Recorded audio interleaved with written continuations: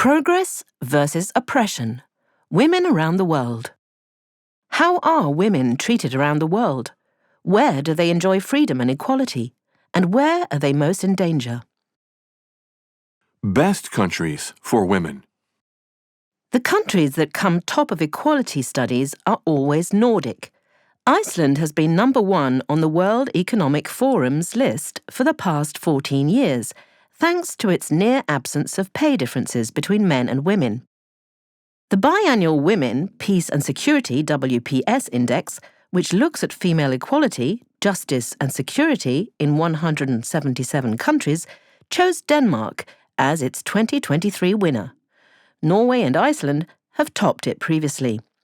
Denmark is a good choice in that 2024 marks 100 years since it had its first female government minister.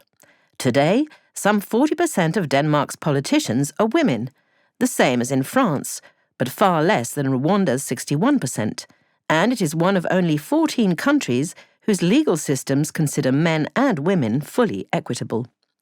More importantly, for ordinary people's lives, women get 18 weeks of paid maternity leave, and then a further 32 weeks can be split between the parents. Indeed, Danish men are a big part of what makes it a good country for women. Among other things, they do more housework than the males of any other country.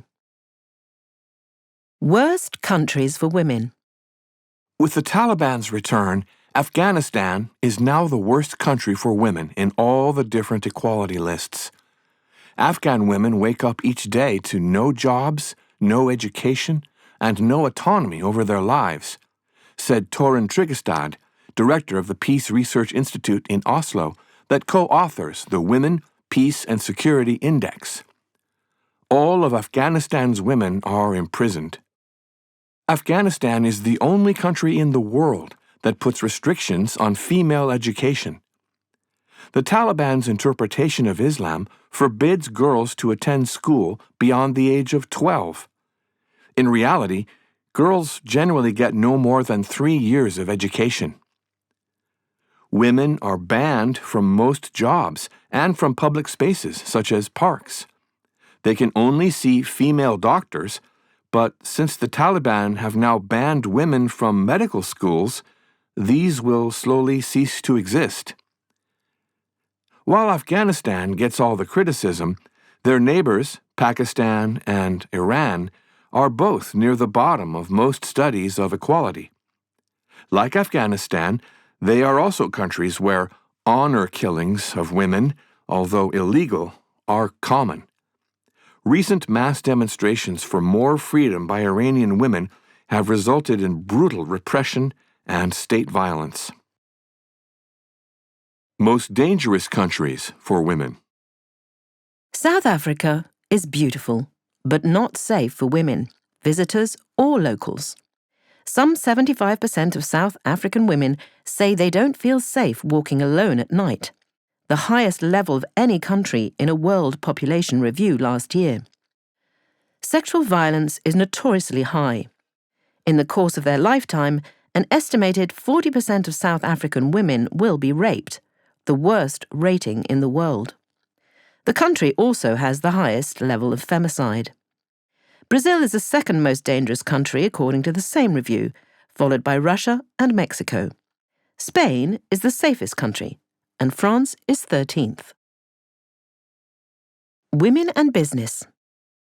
Which country has the highest proportion of female business owners, do you think? The United States, maybe? Not even close.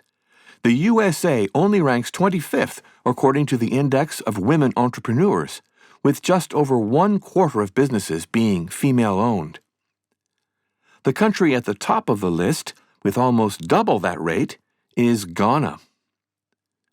While the word entrepreneur evokes images of tech startups, the women in Ghana are operating micro-businesses that require almost no capital. But it is the one country in the world where more new businesses are being started by women than men, 60% to 40% respectively, perhaps reflecting the relatively high female unemployment rate. The next two countries are also surprising.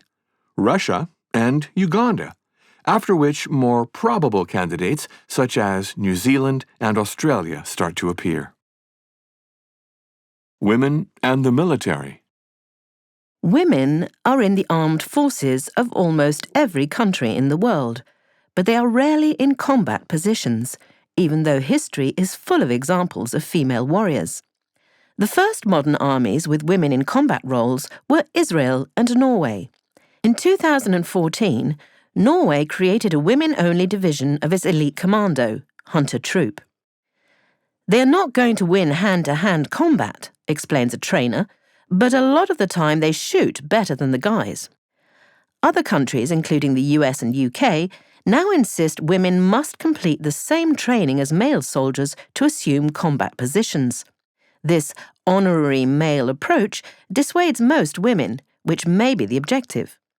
Canada and France, which has one of the most feminized militaries in the world, are both trying new tactics, changing the nature of their military training to make it more gender-neutral. As war becomes increasingly tech-dominated, this seems like the most forward-thinking approach. Women and peace.